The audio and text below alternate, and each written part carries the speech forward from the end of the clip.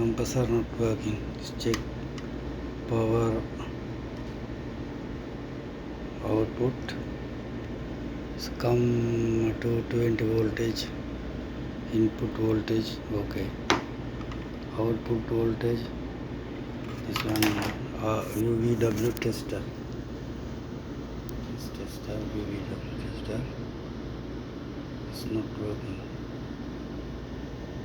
Compressor not working. It's UVW testing. This tester. Check the meter voltage. See, 100 voltage. Need to compressor 210. No need. No come supply. Capacitor good.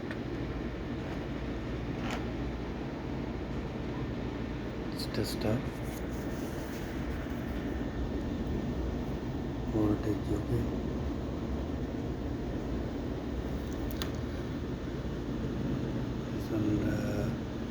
Regulator UVW IPM regulator damage not working.